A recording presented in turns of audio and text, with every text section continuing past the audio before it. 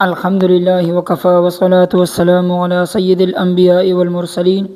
اما بعد فاعوذ باللہ من الشیطان الرجیم بسم اللہ الرحمن الرحیم اللہم صل علی سیدنا محمد وعلی آل سیدنا محمد وبارک وسلم علیہ۔ باب بیان کون النہی عن المنکر من الایمان وان الایمان یزید وینقص وَأَنَّ الْأَمْرَ بِالْمَعْرُوفِ وَالنَّهْيِ عَنِ الْمُنْكَرِ واجبان۔ صدق اللہ العظیم۔ یہ باب ہیں کہ بری باتوں سے رکنا یہ ایمان سے ہونے کے بیان میں ہے، اور ایمان بڑھتا ہے اور ایمان کم ہوتا ہے، اور اس باب میں نیکی کا حکم اور برائی سے رکنا دونوں واجب ہیں، اس بارے میں یہ باب ہے۔ وبه قال حدثنا ابو بکر بن ابی شیبہ قال حدثنا وکیع عن سفیان وحدثنا محمد بن المثنى قال حدثنا محمد بن جعفر قال حدثنا شعبۃ کلاہما عن قیس بن مسلم عن طارق بن شہاب وهذا حدیث ابی بکر قال اول من بدا بالخطبۃ یوم العید۔ حضرت طارق بن شہاب رضی اللہ عنہ سے مروی ہے اور فرماتے ہیں کہ پہلے وہ بندہ جس نے خطبے کی عید کے دن نماز سے پہلے ابتدا کی، یعنی جس نے عید کا خطبہ اور عید کی نماز سے پہلے پڑھا، مروان وہ مروان تھا۔ فقام الیہ تو کھڑا ہوا اس کی طرف رجل ایک بندہ، فقال اور اس نے کہا الصلاۃ قبل الخطبۃ کہ نماز خطبہ سے پہلے ہے۔ فقال تو اس نے کہا یعنی مروان نے کہا قد ترک ما ہنالک کہ چھوڑ دیا گیا یہاں،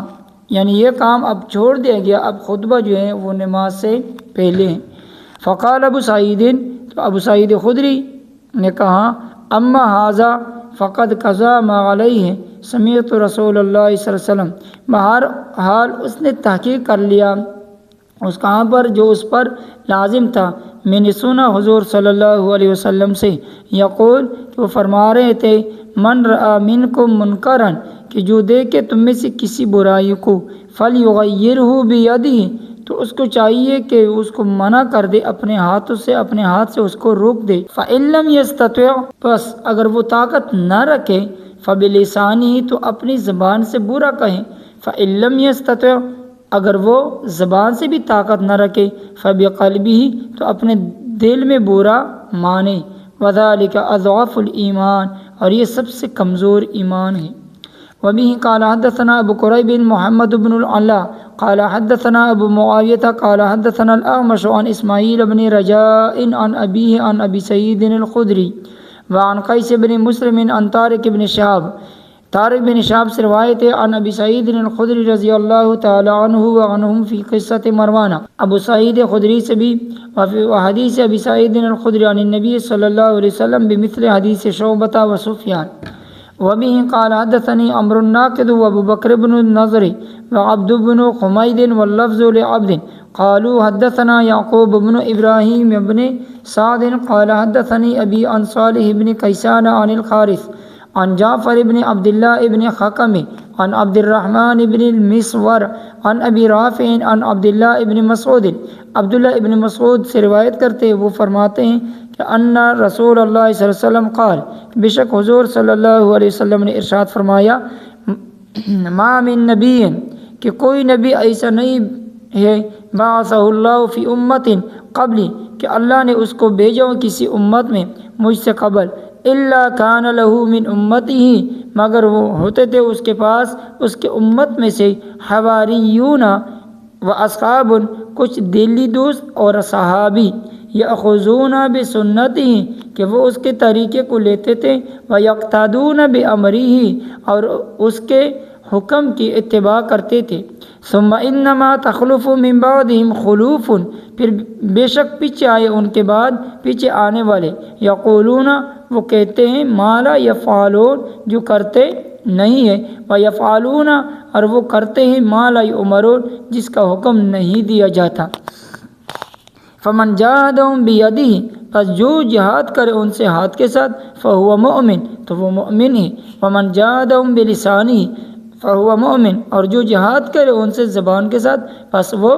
مومن ہے۔ ومن جاہدہم بقلبہ، اور جو جہاد کرے ان لوگوں کے ساتھ دل کے ذریعے، فہو مؤمن، پس وہ مومن ہے۔ ولیس وراء ذلک من الایمان حبۃ خردل، اور نہیں ہوگا اس کے علاوہ رائی کے دانے کے برابر ایمان۔ قال ابو رافع نے کہا، فحدثت عبداللہ ابن عمر، کہ میں نے یہ حدیث بیان کیا عبداللہ ابن عمر رضی اللہ تعالیٰ عنہما سے، فانکرہ علیہ، تو آپ نے انکار کیا میرے اوپر، فقدم ابن مسعود، اچانک عبداللہ ابن مسعود آئے، فنزل بکناتا، اور وہ اترے ایک وادی میں، فاستتبعنی الیہ، تو لے گئے مجھ کو ان کی طرف۔ عبداللہ ابن عمر مجھے عبداللہ ابن مسعود کی طرف لے گئے، یعودہ، کہ وہ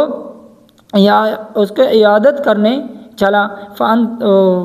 تو عیادت کریں، فانطلقت معہ، تو میں چلا آپ کے ساتھ، فلما جلسنا، تو جب ہم بیٹھے، سألت ابن مسعود عن ھذا، تو میں نے عبداللہ ابن مسعود سے اس حدیث عن ھذا الحدیث، اس حدیث کے بارے میں پوچھا، فحدثنی ہے، تو آپ نے مجھے یہ بیان کیا، کما حدثتہ ابن عمر، جیسا کہ میں نے بیان کی تھی وہ حدیث ابن عمر سے۔ قال صالح وقد تحدث بنحو ذلك عن ابی رافع، اور تحقیق روایت کی گئی اسی طرح ابو رافع سے بھی۔ وبه قال حدثني ابو بکر بن اسحاق بن محمد قال اخبرنا ابن ابی مریم قال حدثنا عبد العزیز بن محمد قال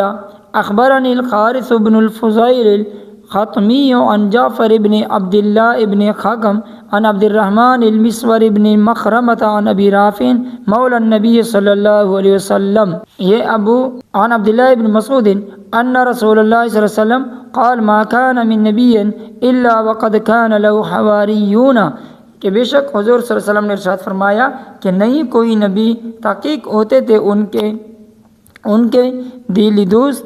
یہتدون بہدیہ، جو چلتے ہیں اس کی ہدایت پر، ویستنون بسنتہ، اور پکڑتے ہیں اس کا طریقہ، مثل حدیث صالح، آگے پھر صالح کی روایت کی طرح ہے۔ ولم یذکر قدوم ابن مسعود واجتماع ابن عمر معہ، اور نہیں ذکر کہ عبداللہ ابن مسعود کے آنے اور عبداللہ ابن عمر رضی اللہ تعالیٰ عنہ کے ان کے ساتھ جمع ہونے کو۔ تو یہ احادیث کے عربی ترجمہ تھا۔ تو اس باب میں 4 احادیث ہیں، ان احادیث میں نیکی کے حکم اور برائی سے رکنے کا ذکر ہے، کہ امر بالمعروف و نہی عن المنکر کرے۔ تو یہ باب بھی طویل عنوان ہے، بلکہ اس طرح بھی کہا جا سکتا ہے کہ کچھ علیل عنوان ہے۔ طویل ہونا تو کثرت کلمات سے واضح ہے، علیل ہونے کا مطلب یہ ہے کہ ایمان کی مباحث ثمانیہ میں بحث سے سادس ہم نے یہ پڑھی تھی کہ الایمان یزید و ینقص، کہ ایمان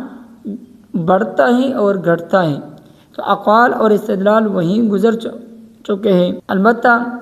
یہاں امام مسلم رحمۃ اللہ علیہ نے یک طرفہ فیصلہ سنا دیا اور اقوى اور اضعف سے استدلال کی طرف اشارہ کیا، لیکن واجب جواب واضح ہے کہ نفس ایمان میں کمی اور زیادتی نہیں ہو سکتی، البتہ آثار ایمان اور اجزائے تحسینیہ میں اضافہ ہوتا ہے۔ ربط و مناسبت، پچھلے باب میں مہمان نوازی اور کلمہ خیر کہنے کا ذکر تھا، تو یہاں کلمہ خیر کا معیار اور طریقہ بتلایا جا رہا ہے کہ اسی کلمہ خیر کی بنیاد پر تم خیر امت اور کلمہ خیر کا حاصل ہو۔ نیکی کا حکم دینا اور برائی سے رکنا، خیر معروف کا مفہوم قریب یہی ہے کہ امر بالمعروف اور نہی عن المنکر، یعنی خلاق عالم کا عظیم حکم، تمام انبیاء کا وظیفہ ہے، امت محمدیہ کا فرض منصبی اور نظام عالم کے اصلاح کی کلید ہے۔ امر بالمعروف و نہی عن المنکر، معروف اور منکر کر کی تعریف کیا ہے،